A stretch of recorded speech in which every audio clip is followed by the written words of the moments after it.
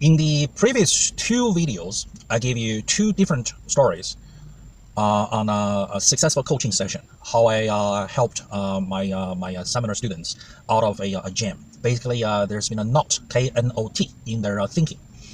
And I'm sure you'll be asking me, so Coach MichaelLin, those are all very good, and you helped them out, but what's the formula? Well, in this coaching video, I will be coaching you on the secret formula that I've been using to successfully coach people and helping people out of their situations. All right, so you might want to write down these three groups of words. All right, get a piece of paper and write down these three groups of words. All right, so on the far left, I want you to write these two words. I want you to write behavior and then write action under behavior. So these two words, they mean the same thing. Behavior, action, they mean the same thing. In the middle of the page, I want you to write feeling. Under feeling, I want you to write emotion. And under emotion, I want you to write emotional state. These three phrases, feeling, emotion, emotional state, they are referring to the same thing here. Now, on the far right of the page, I want you to write thinking. Under thinking, I want you to write understanding.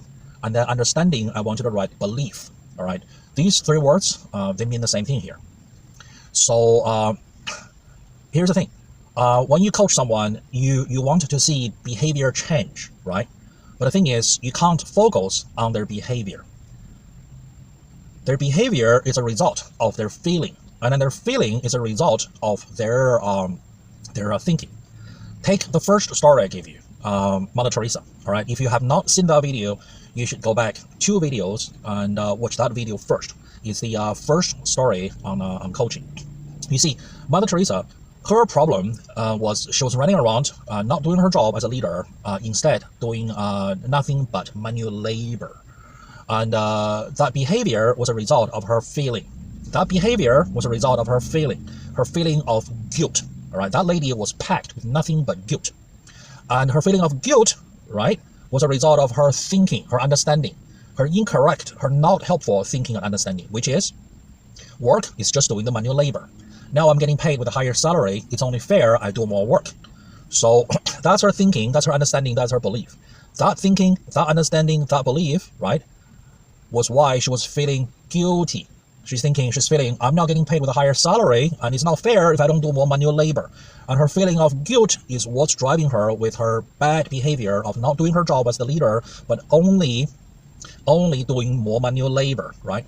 If I spend all day, right, teaching her how to be a manager, how to lead other people, do you think it's going to be helpful? No. The next day, she'll get back to work, reality will hit her in the face, everything I taught her will be out of the window, and she'll go back to her feeling of guilt and go back to work, manual labor, right? When you need to change someone else's behavior, you cannot just focus on the behavior. You got to go down deeper. You got to go to their feeling, and you got to go to their thinking, all right? Now, this is coaching. This is not to be confused with disciplinary action. When you are conducting a disciplinary action with HR involved, there's legal and other concerns involved, right? This is why they tell you when you're conducting a disciplinary action, you only focus on the behavior. You don't talk about anything else. And also, and one other reason, when you're conducting a disciplinary action, they are the bad employee. They are not asking for help. They are not asking to be coached. Coaching is only going to work on people who want to learn, who are asking to be coached. When you have a misbehaving employee, right, and they are not asking to be coached, you can't coach them. You will just go nowhere. All right. So another example to illustrate, you can't just focus on the behavior. Let's say you're coughing up blood. You're sick, right? So you go to see a doctor.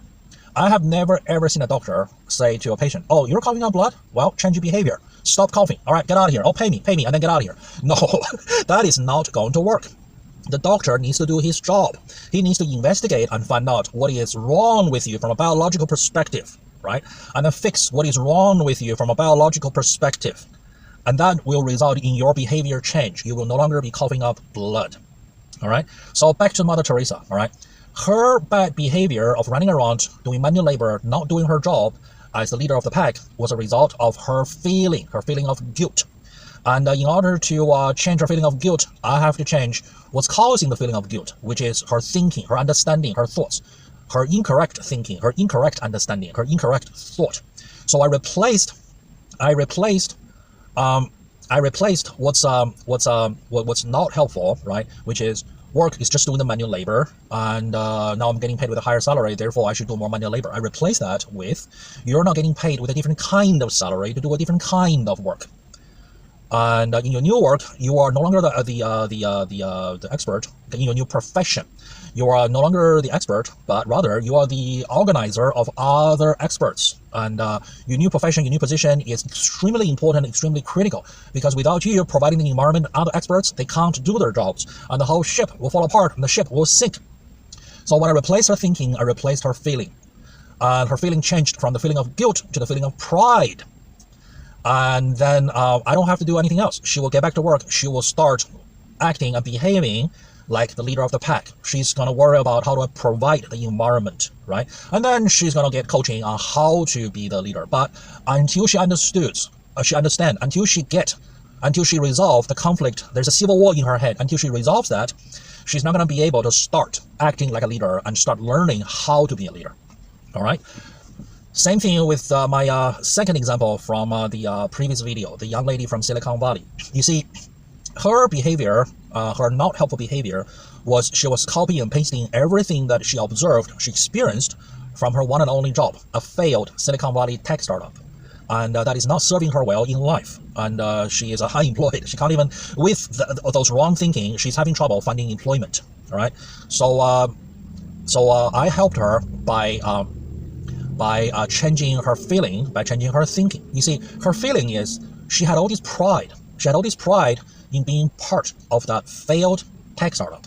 And that feeling, the pride in the failed tech startup, it was not helping her. It was harming her, right? But I cannot just come out and attack. I cannot just come out and attack her pride in the failed organization. If I did, she would resist me.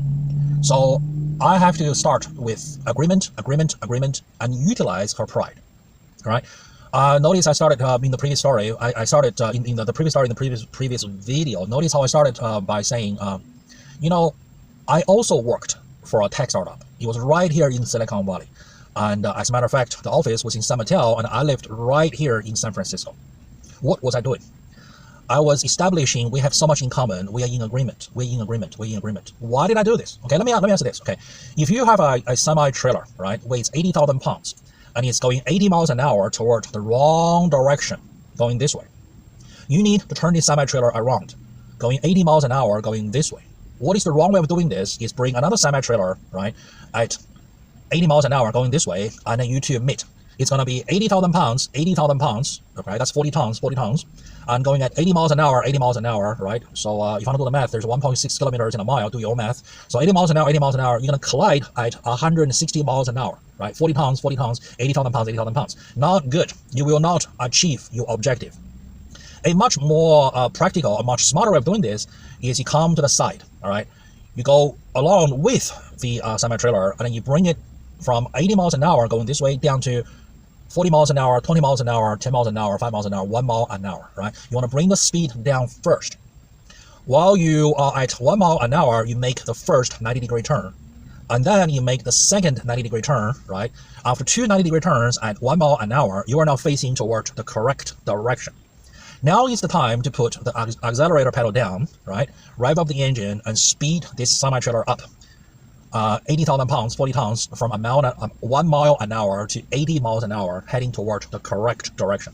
That's how you turn the truck around. That's how you turn people's thinking around. So with her, I started with, we agree, we have so much in common. My first job here in America was also with a Silicon Valley tech startup. Back then, we called it .com. As a matter of fact, it was right here in Silicon Valley. As a matter of fact, the office was in San Mateo, and I lived right here in South San Francisco. I even use a local lingo. Locally, it's not called South San Francisco. It's called South City, right? So they feel the connection. They feel we have so much in common.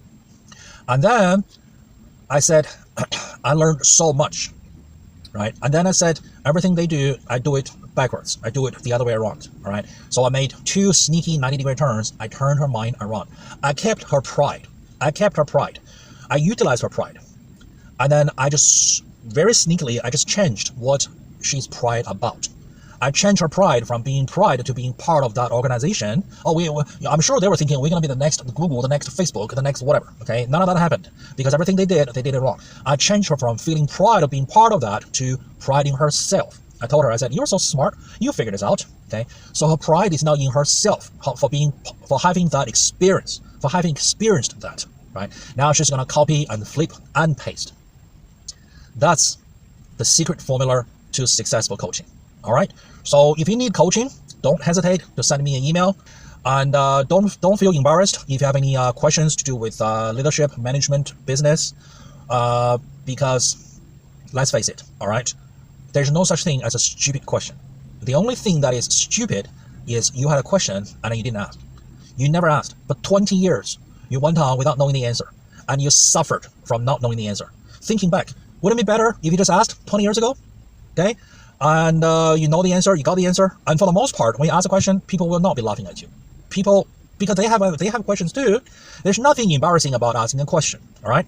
So if you asked a question 20 years ago and you got the answer, where would you be today, 20 years later? You could have used the answer from 20 years ago as a tool to help you to accelerate your career, your business, your life, instead of having that question as a handicap to drag you down, to bring you down. All right? So feel free to send me an email. Ask me if you need coaching. Michael.Lin@CoachMichaelLin.com.